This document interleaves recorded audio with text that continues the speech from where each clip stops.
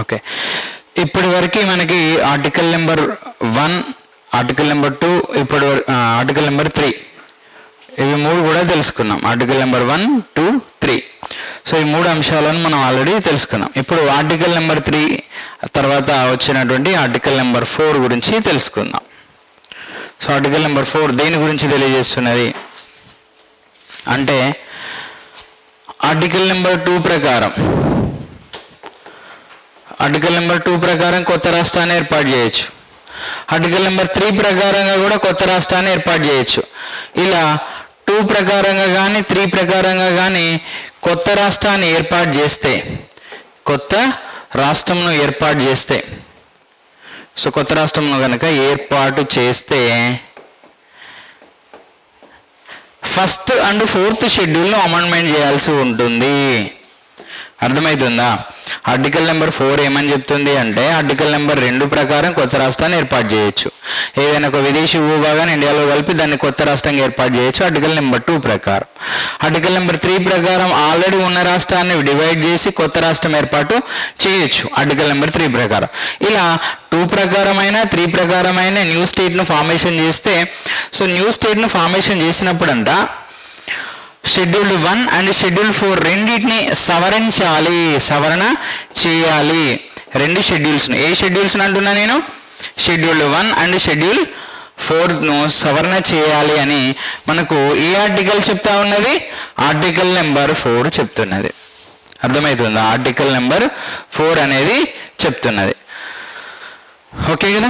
So కొత్త రాష్ట్రాన్ని ఏర్పాటు చేసినప్పుడు షెడ్యూల్ 1, షెడ్యూల్ 4 రెండింటిని కూడా సవరించాలి. నేను ఈ విషయాన్ని మీకు షెడ్యూల్ 1 అండ్ 4 దగ్గర కూడా చెప్పాను మీకు. ఓకే, ఇప్పుడు సో ఇది ఆర్టికల్ నెంబర్ 4కు సంబంధించిన అంశం. ఇప్పుడు మనం దేని గురించి తెలుసుకోవాలంటే, 1956లో 1956లో ఫజల్ అలీ కమిషన్ సిఫారసుల మేరకు ఏం చేశారు అంటే, మన భారతదేశంలో 14 రాష్ట్రాలు 6 కేంద్రపాలిత ప్రాంతాలను ఏర్పాటు చేశారు. ఇండియన్ గవర్నమెంట్ ఏర్పాటు చేసింది. 7వ రాజ్యాంగ సవరణ చట్టం ద్వారా ఏర్పాటు చేయడం జరిగింది. ఓకేనా? సరే, మరి ఇప్పుడు ఏం చూద్దాము అంటే, ఆంధ్ర రాష్ట్రం ఏర్పాటు గురించి చూద్దాం. ఆంధ్ర రాష్ట్రం ఏర్పాటు, ఇది కూడా న్యూ స్టేటే కదా, ఫార్మేషన్ ఆఫ్ న్యూ స్టేట్ కిందకి వస్తుంది కదా, ఆర్టికల్ నెంబర్ 3 కిందకి వస్తుంది కదా. సో ఆంధ్ర రాష్ట్రం ఏర్పాటు గురించి మనం ఇప్పుడు తెలుసుకుంటున్నాం. ఆంధ్ర రాష్ట్ర ఏర్పాటు గురించి ఏంటి, అసలు ఏం జరిగిందో చూద్దాం. రాబర్ట్ రిస్లే కమిటీ సిఫారసుల మేరకు, ఎవరు? రాబర్ట్ రిస్లే కమిటీ సిఫారసుల మేరకు 1905లో 1905లో రాబర్ట్ రిస్లే కమిటీ సిఫారసుల మేరకు 1905లో lord Curzon, governor general lord Curzon ఏం చేశాడు అంటే, governor general lord Curzon Bengal విభజన చేశాడు, బెంగాల్ను విభజించాడు. సో అప్పుడున్న బెంగాల్ రాష్ట్రమును, పెద్ద బెంగాల్ రాష్ట్రమును డివైడ్ చేశాడు, బెంగాల్ విభజన చేశాడు. సో బెంగాల్ విభజనకు వ్యతిరేకంగా 1905లో బెంగాల్ విభజనకు వ్యతిరేకంగా 1905లో పెద్ద ఎత్తున భారతదేశంలో ఉద్యమం జరిగింది. ఆ ఉద్యమాన్ని ఏమంటామంటే వందే మాతర ఉద్యమం, లేదంటే స్వదేశీ ఉద్యమం, లేదా బెంగాల్ విభజన వ్యతిరేక ఉద్యమం అని పిలుస్తాం మనం. అర్థమవుతుందా? సో 1905లో lord Curzon Robert Risley committee సిఫారసుల మేరకు బెంగాల్ విభజన చేసిన తర్వాత, బెంగాల్ విభజనకు వ్యతిరేకంగా బెంగాల్లో ఉన్నటువంటి ప్రజలు ఒకే రాష్ట్రం, ఒకే భాష, ఒకే రాష్ట్రం అనే నినాదంతో, 1 లాంగ్వేజ్ 1 స్టేట్ అనేటువంటి ఒక స్లోగన్తో, ఒకే భాష ఒకే రాష్ట్రం, 1 లాంగ్వేజ్ 1 స్టేట్ అనేటువంటి ఒక నినాదంతో, ఒకే భాష ఒకే రాష్ట్రం అనే నినాదంతో ఉద్యమం స్టార్ట్ చేశారు. దీన్నే మనం బెంగాల్ విభజన వ్యతిరేక ఉద్యమం అని, లేదంటే స్వదేశీ ఉద్యమం అని, లేదంటే వందే మాతర ఉద్యమం అని అంటాం. ఈ ఉద్యమం కాస్త బెంగాల్లో స్టార్ట్ అయిన ఈ ఉద్యమము దేశం మొత్తం పాకింది. మన ఆంధ్ర రాష్ట్రంలో కూడా, అంటే మీన్స్ అప్పుడు మద్రాస్ ప్రావిన్సెస్లో ఉండే కదా, సో ఆ మద్రాస్ ప్రెసిడెన్సీలో ఉన్న ఆంధ్ర ప్రాంతంలో కూడా ఈ ఉద్యమం అనేది, వందే మాతర ఉద్యమం అనేది ఉధృతంగా జరిగింది. సో ఇప్పుడు మొత్తం మీద ఒకే భాష ఒకే రాష్ట్రం అనే నినాదంతో స్టార్ట్ అయినటువంటి ఈ ఉద్యమము 1911కు వచ్చేసరికి బ్రిటిష్ గవర్నమెంట్ ఒక నిర్ణయం తీసుకుంది. 1911లో బ్రిటిష్ గవర్నమెంట్ ఏం నిర్ణయం తీసుకుంది అంటే బెంగాల్ విభజనను రద్దు చేస్తూ Hardinge 1, so lord Hardinge 2 so Hardinge 2 అనేటువంటి గవర్నర్ జనరల్ ఏం చేశాడు అంటే బెంగాల్ విభజనను రద్దు చేశాడు. ఎప్పుడు? 1911లో. అంటే ఒకే భాష ఒకే రాష్ట్రం నినాదం సక్సెస్ అయినట్టా కానట్టా? సక్సెస్ అయినట్టే కదా. కాబట్టి భారతదేశంలో మొట్టమొదటి లింగ్విస్టిక్ స్టేట్ ఏది, భాషా పరంగా ఏర్పడిన రాష్ట్రం ఏది అంటే బెంగాల్ అని చెప్పొచ్చు. సార్ ఎట్లా సార్, ఆల్రెడీ ఉన్న రాష్ట్రాన్ని విడగొట్టి మళ్ళీ కలిపారు కదా సార్, అది లాంగ్వేజ్ బేస్డ్ ఎలా అవుతుంది అంటే ఒకే భాష మాట్లాడుతున్నారు కాబట్టి మళ్ళీ ఏం చేశారు, ఒకే రాష్ట్రాన్ని ఏర్పాటు చేశారు. అంటే ఒకే భాష ఒకే రాష్ట్ర నినాదం సక్సెస్ అయిందా కాలేదా? సక్సెస్ అయింది. సో దీంతో ఎప్పుడైతే ఈ ఉద్యమం సక్సెస్ అయిందో, ఈ బెంగాల్ విభజనను రద్దు చేశారో, ఆంధ్ర ప్రాంతం వారు ప్రధానంగా రాయలసీమ కోస్తా ఆంధ్ర ప్రాంతం వారు ఈ రెండు ప్రాంతాలు కలిపి ఎందులో ఉండేది, మద్రాస్ రాష్ట్రంలో ఉండేవి. ఇవి రెండు మద్రాస్ రాష్ట్రంలో ఉండే. సో మద్రాస్ ప్రావిన్సెస్లో మనకు కోస్తా ఆంధ్ర ప్రాంతం ఉండేది, దాంతోపాటుగా రాయలసీమ ప్రాంతం ఉండేది. ఈ రెండు ఉన్నటువంటి ప్రాంతం ఏదైతే ఉందో ఇది తెలుగు మాట్లాడే ప్రజలు ఉన్నటువంటి ప్రాంతం. కాబట్టి మద్రాస్ నుంచి మమ్మల్ని వేరు చేయండి అని వీళ్ళు కూడా ఉద్యమం స్టార్ట్ చేశారు. ఎక్కడ? కోస్తా ఆంధ్ర రాయలసీమ ప్రాంతంలో ఉద్యమం స్టార్ట్ అయింది. 1913లో మొట్టమొదటిసారిగా ఆంధ్ర మహాసభను బాపట్లలో ఆంధ్ర మహాసభను ఏర్పాటు చేసి ఉద్యమం స్టార్ట్ చేశారు. బాపట్లలో ఒక ఆంధ్ర మహాసభ ఏర్పాటు చేసేసి ఉద్యమం స్టార్ట్ అయింది. అంటే మీకు ఏ విధంగానైతే బెంగాల్కు సపరేట్ రాష్ట్రం ఏర్పాటు చేశారో, లాంగ్వేజ్ బేస్డ్ స్టేట్ను ఏర్పాటు చేశారు, అంటే బెంగాల్ విభజన రద్దు చేసి మళ్ళీ బెంగాల్ మాట్లాడే వాళ్ళందరికీ ఒకటే రాష్ట్రం ఏర్పాటు చేశారో, అలానే ఈ మద్రాస్ నుంచి తమిళ్ మాట్లాడే వాళ్ళ నుంచి తెలుగు మాట్లాడే వాళ్ళను అనగా ఆంధ్ర రాయలసీమ ప్రాంతాల వారిని వేరు చేయండి అని బాపట్లలో మొట్టమొదటిగా ఆంధ్ర మహాసభ తో ఉద్యమం అనేటువంటిది స్టార్ట్ అయింది 1913లో. దాని తర్వాత మహాత్మా గాంధీ ఒక నిర్ణయం తీసుకున్నాడు 1921 ఆ సమయంలో. సో 1921 ఆ సమయంలో ఇండియన్ నేషనల్ కాంగ్రెస్లో లాంగ్వేజ్ బేస్డ్ కమిటీలు ఏర్పాటు చేయాలని నిర్ణయం తీసుకున్నాం. ప్రదేశ్ కాంగ్రెస్ కమిటీలు ఉంటాయి కదా, పీసీసీలు అంటాం మనం. ఆ ప్రదేశ్ కాంగ్రెస్ కమిటీలు పీసీసీలను రాష్ట్రాల వైజ్గా ఇస్తారు. జనరల్ ఇప్పుడు కూడా అంతే కదా, ఏంటి తెలంగాణ పీసీసీ ఎవరు, ఆంధ్రప్రదేశ్ పీసీసీ ఎవరు, కేరళ రాష్ట్రానికి పీసీసీ ఎవరు అని ఇట్లా కాంగ్రెస్ పార్టీ ఏం చేస్తారంటే ఆ స్టేట్లో కాంగ్రెస్ పార్టీ కమిటీకి, సో ప్రదేశ్ కాంగ్రెస్ కమిటీకి చైర్మన్గా ఒకరిని పెడుతూ ఉంటాయి జనరల్గా. అయితే 1921లో మహాత్మా గాంధీ ఒక నిర్ణయం తీసుకున్నాడు. ఇండియన్ నేషనల్ కాంగ్రెస్లో పీసీసీ అధ్యక్షులు లేదా ప్రదేశ్ కాంగ్రెస్ కమిటీలు అనేవి దీని ప్రకారంగా ఏర్పాటు చేయాలి, భాష ప్రకారంగా ఏర్పాటు చేయాలి అని నిర్ణయం తీసుకున్నారు. సో భాష ప్రకారంగా ఏర్పాటు చేయాలి అని నిర్ణయం తీసుకోవడం జరిగింది. ఇది గుర్తుపెట్టుకోండి. అంటే ఈ ఆంధ్ర రాయలసీమ ప్రాంతాల్లో ఏం మాట్లాడతారు, తెలుగు భాష మాట్లాడతారు. కాబట్టి ఈ తెలుగు వారికి సపరేట్ ఏం ఏర్పాటు చేయాలి, సపరేట్ కమిటీ ఏర్పాటు చేయాలని నిర్ణయం తీసుకోవడం అయింది. 1921లో ఇండియన్ నేషనల్ కాంగ్రెస్ ఈ నిర్ణయం తీసుకున్నది. సో ఏంటది, భాషా ప్రాతిపాదికన ప్రదేశ్ కాంగ్రెస్ కమిటీలను ఏర్పాటు చేసే నిర్ణయం తీసుకోవడం జరిగింది. దాని తర్వాత 1927లో సో ఇండియన్ నేషనల్ కాంగ్రెస్ ఏం చేసింది అంటే భాషా ప్రయుక్త రాష్ట్రాల ఏర్పాటు కోసం ఒక తీర్మానం చేసింది. భాషా ప్రయుక్త రాష్ట్రాల ఏర్పాటు కోసం అంటే లాంగ్వేజ్ బేస్డ్ స్టేట్స్ ఫార్మేషన్ కోసం, భాషా ప్రయుక్త రాష్ట్రాల ఏర్పాటు కోసం ఒక తీర్మానాన్ని సమర్థించింది. సో ఏర్పాటు కోసం ఒక తీర్మానాన్ని చేసింది ఎవరు, Congress party, Indian National Congress భాషా ప్రయుక్త రాష్ట్రాల ఏర్పాటు కోసం ఒక తీర్మానం అనేది చేసింది 1927లో. సో 1927లోనే సైమన్ కమిషన్ ఇండియాకు వచ్చింది.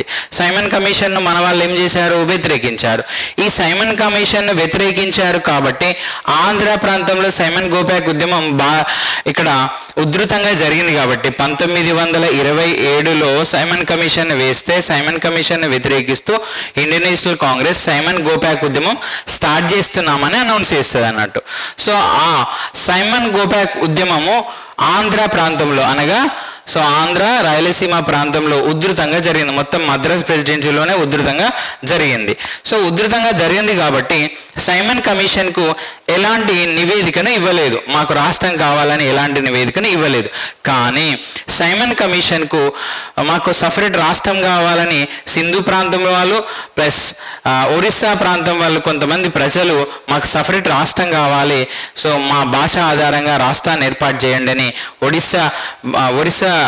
ఒరియా భాష మాట్లాడే వాళ్ళకి సపరేట్ రాష్ట్రం ఏర్పాటు చేయండి అని ఒరిస్సాలో ఉన్నటువంటి ప్రజలు, అలానే సింధు ప్రాంతంలో ఉన్నటువంటి ప్రజలు మాకు సపరేట్ రాష్ట్రంగా ఏర్పాటు చేయాలని సైమన్ కమిషన్కు నివేదిక ఇచ్చారు.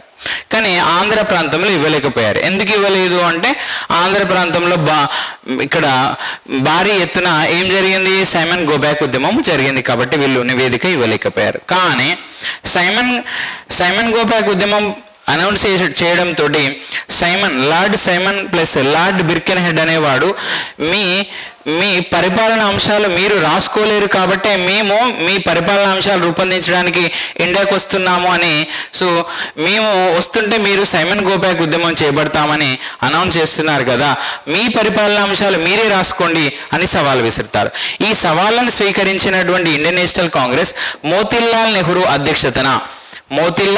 నెహ్రూ అధ్యక్షతన కేవలం 4 నెలల కాలంలోనే నెహ్రూ రిపోర్ట్ను రూపొందించింది. ఈ నెహ్రూ రిపోర్ట్లో కూడా దీని గురించి నెహ్రూ రిపోర్ట్ కూడా దీన్ని సమర్థించడం జరిగింది, భాషా ప్రయుక్త రాష్ట్రాల ఏర్పాటును సమర్థించింది. అనగా మద్రాసులో తమిళ మాట్లాడే ప్రజలు ఉన్నారు, తెలుగు మాట్లాడే ప్రజలు ఉన్నారు. కాబట్టి తెలుగు మాట్లాడే ప్రజలకి సపరేట్ రాష్ట్రం ఏర్పాటు చేశారనుకోండి, దాని భాషా ప్రయుక్త రాష్ట్రం అంటాం. అలా లాంగ్వేజ్ బేస్డ్ స్టేట్స్ను ఏం చేసింది, యాక్సెప్ట్ చేయడం జరిగింది. ఎవరు, నెహ్రూ రిపోర్టు. నెహ్రూ రిపోర్టు సమర్థించింది. 1928లో నెహ్రూ రిపోర్టు ఏర్పాటు చేస్తే ఆ నెహ్రూ రిపోర్టులో సమర్థించడం జరిగింది. తర్వాత మనకు సైమన్ కమిషన్ అనేది ఉంది కదా, ఈ సైమన్ కమిషన్ ఇండియాకు వచ్చేసి ఇండియా మొత్తం పర్యటించేసి ఫైనల్గా 1929 ఎండింగ్లో ఒక నివేదికను సమర్పిస్తే ఇక్కడ బ్రిటిష్ గవర్నమెంట్కు వెళ్ళి ఒక నివేదికనిస్తే 1930, 31, 32 3 సంవత్సరాలలో రౌండ్ టేబుల్ కాన్ఫరెన్స్ నిర్వహిస్తుంది బ్రిటిష్ గవర్నమెంట్. అలా సైమన్ కమిషన్ నివేదిక పైన 1930లోను 1931లోను 1932లోను 3 సంవత్సరాలు రౌండ్ టేబుల్ కాన్ఫరెన్స్లు నిర్వహించింది బ్రిటిష్ గవర్నమెంట్. అర్థమవుతుందా? 3 సంవత్సరాలు బ్రిటిష్ గవర్నమెంట్ ఏం చేసింది, రౌండ్ టేబుల్ కాన్ఫరెన్స్ నిర్వహించింది. ఇది ఫస్ట్ రౌండ్ టేబుల్ కాన్ఫరెన్స్, ఇది సెకండ్ రౌండ్ టేబుల్ కాన్ఫరెన్స్, ఇదేమో థర్డ్ రౌండ్ టేబుల్ కాన్ఫరెన్స్. ఈ 3 రౌండ్ టేబుల్ కాన్ఫరెన్స్లు దేనికోసం చేశారు అంటే సైమన్ కమిషన్ ఇచ్చినటువంటి నివేదిక పైన చర్చించడానికి అన్ని భారతదేశంలో ఉన్న ఆల్ పార్టీస్ను ఇన్వైట్ చేసింది బ్రిటిష్ గవర్నమెంట్. ఎక్కడికి, లండన్లోని జేమ్స్ ప్యాలెస్కి మీరు రండి, అక్కడ సైమన్ కమిషన్ రిపోర్ట్ పైన చర్చలు జరుపుదామని ఆహ్వానించింది. అయితే ఇందులో ఈ INC first round table conference failure అవుతుంది. అంటే అంతవరకు అంత సక్సెస్ అనేది కాదు. ఎందుకు సక్సెస్ కాదు అంటే దీన్ని ఇండియన్ నేషనల్ కాంగ్రెస్ బైకట్ చేసింది. దాంతో first round table conference success కాలేదు. కానీ సెకండ్ రౌండ్ టేబుల్ కాన్ఫరెన్స్కి ఇండియన్ నేషనల్ కాంగ్రెస్ హాజరవుతుంది. ఇండియన్ నేషనల్ కాంగ్రెస్కు మీరు ఖచ్చితంగా 2వ రౌండ్ టేబుల్ సమావేశానికి రండి అని గాంధీ గారిని కోరుతారు బ్రిటిష్ వాళ్ళు. దాంతో గాంధీజీ కొన్ని డిమాండ్స్ అడుగుతాడు. ఆ డిమాండ్స్ నెరవేర్చడం కోసం గాంధీ ప్లస్ ఇర్విన్ మధ్య ఒక ఒప్పందం జరుగుతుంది. గాంధీ ఇర్విన్ ఒప్పందం అనుసరించి గాంధీ గారు 1931లో రెండవ రౌండ్ టేబుల్ కాన్ఫరెన్స్కి వెళ్తాడు. ఈ రెండవ రౌండ్ టేబుల్ కాన్ఫరెన్స్కి గాంధీజీ వెళ్తున్నప్పుడు ఆంధ్ర ప్రాంతానికి చెందిన ప్రముఖ కాంగ్రెస్ వ్యక్తి అయిన పట్టాభి సీతారామయ్య, భోగరాజు పట్టాభి సీతారామయ్య రెండవ రౌండ్ టేబుల్ కాన్ఫరెన్స్కి వెళ్తున్నటువంటి గాంధీజీని ఏమని కోరుతాడో, మీరు ఆంధ్ర ప్రాంతాన్ని సపరేట్ రాష్ట్రంగా ఏర్పాటు చేయమని, మద్రాస్ నుంచి విడగొట్టి ఆంధ్ర ప్రాంతానికి సపరేట్ రాష్ట్రం ఏర్పాటు చేయండి అని మీరు అడగండి అని గాంధీ గారిని కోరుతారు పట్టాభి సీతారామయ్య. దీంతో గాంధీ గారు ఏం చేశారంటే రెండో రౌండ్ టేబుల్ కాన్ఫరెన్స్లో ఇక్కడ ఆంధ్ర ప్రాంతాన్ని మద్రాస్ నుంచి విడగొట్టి వాళ్ళు తెలుగు మాట్లాడతారు కాబట్టి వాళ్ళకి సపరేట్ రాష్ట్రం కావాలని కోరుతారు గాంధీజీ. కానీ ఓన్లీ సైమన్ కమిషన్లో ఉన్న విషయాల మీద మాత్రమే మాట్లాడాలి, సైమన్ కమిషన్లో లేని విషయాల మీద మీరు చర్చించడానికి వీల్లేదు అని బ్రిటిష్ వారు ఆపోజ్ చేస్తారు. ఎందుకంటే సైమన్ కమిషన్కు ఆంధ్ర ప్రాంతం వాళ్ళు ఏం రిపోర్ట్ ఇవ్వలేదు కదా, మాకు సపరేట్ రాష్ట్రం ఏర్పాటు చేయండి అని రిపోర్ట్ ఇవ్వలేదు. ఎందుకు ఇవ్వలేదంటే వీళ్ళు సైమన్ గోపాక్ ఉద్యమంలో పాల్గొన్నారు కాబట్టి. మరి ఒరిస్సా రాష్ట్రంలోను సింధు రాష్ట్రంలోనూ సపరేట్ రాష్ట్రం ఏర్పాటు చేయాలని వాళ్ళు నివేదిక ఇచ్చారు కాబట్టి దాని గురించి మీరు మాట్లాడండి. కానీ ఆంధ్ర ప్రాంతం ఏర్పాటు చేయమని ఎక్కడ కూడా ప్రజలు నివేదిక ఇవ్వలేదు కాబట్టి మేము సపరేట్ రాష్ట్రం గురించి ఇప్పుడు ఇక్కడ మీరు మాట్లాడడానికి ఛాన్స్ లేదు అని సో గాంధీజీని బ్రిటిష్ వారు అపోజ్ చేశారు. ఇది 1931లో జరిగినటువంటి ఇష్యూ. తర్వాత ఏం జరుగుతుంది, రెండో రౌండ్ టేబుల్ కాన్ఫరెన్స్లో గాంధీజీ వెళ్ళినప్పటికీ అక్కడ ఆంధ్ర రాష్ట్రం గురించి లేవనెత్తినప్పటికీ సో అది ఏంటి రాష్ట్రం ఏర్పాటు చేస్తామనే హామీ అయితే ఇవ్వలేదు. 1935లో భారత ప్రభుత్వ చట్టం తీసుకొచ్చారు.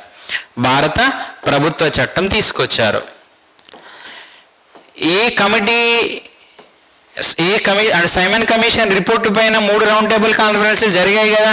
సైమన్ కమిషన్ రిపోర్ట్ పైన 3 రౌండ్ టేబుల్ కాన్ఫరెన్స్ల అనంతరము ఆ 3 రౌండ్ టేబుల్ కాన్ఫరెన్స్లో తీసుకునే నిర్ణయాలను అనుసరించి 1935లో భారత ప్రభుత్వ చట్టాన్ని తీసుకొచ్చింది బ్రిటిష్ గవర్నమెంట్. అది 1937లో అమల్లోకి వచ్చింది. 1937లో 1935 ఇండియన్ గవర్నమెంట్ యాక్ట్ ప్రకారం 1937లో ఒరిస్సా అనే రాష్ట్రాన్ని ఏర్పాటు చేసింది. దాంతోపాటుగా సింధు అనే రాష్ట్రాన్ని ఏర్పాటు చేసింది. పంజాబ్ అనే రాష్ట్రాన్ని కూడా ఏర్పాటు చేయడం జరిగింది. అర్థమవుతుందా? సో అంటే ఇక్కడ ఒరిస్సా వాళ్ళు నివేదిక ఇచ్చారు ప్లస్ సింధు వాళ్ళు నివేదిక ఇచ్చారు కాబట్టి వాళ్ళకి సపరేట్ రాష్ట్రాలు ఏర్పాటు చేయడం జరిగింది. ఇది మనం ప్రధానంగా గుర్తుపెట్టుకోవాల్సిన అవసరం. సో ఇక్కడ ఒకవేళ రెండవ రౌండ్ టేబుల్ కాన్ఫరెన్స్ కన్నా ముందు సైమన్ కమిషన్ ఇండియాకి వచ్చింది కదా, మొత్తం ఈ రౌండ్ టేబుల్ కాన్ఫరెన్స్ కి ముందు అసలు నివేదిక సమర్పించకుండా సైమన్ కమిషన్ ఇండియాకి వచ్చింది కదా. ఒకవేళ సైమన్ కమిషన్కు కనుక ఆంధ్ర ప్రాంతం వాళ్ళు నివేదిక ఇచ్చి ఉంటే సో ఎప్పుడో 1937లోనే ఒరిస్సా రాష్ట్రంతో పాటుగా సపరేట్ రాష్ట్రం అనేది ఏర్పాటు చేయబడి ఉండేది.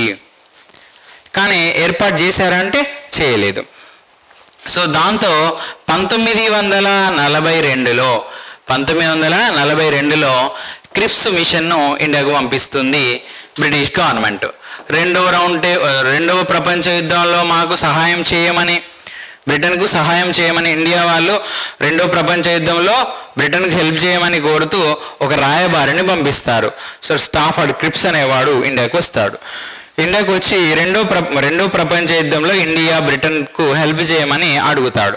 సో క్రిప్స్ మిషన్ను ఇండియన్ నేషనల్ కాంగ్రెస్ వ్యతిరేకిస్తుంది. ఇండియన్ నేషనల్ కాంగ్రెస్ క్రిప్స్ మిషన్ను వ్యతిరేకించినప్పటికీ క్రిప్స్కు ఒక నివేదికనిస్తాడు ఆంధ్ర ప్రాంతానికి చెందిన ఒక క్రికెటర్ విజయన్ అనే వ్యక్తి.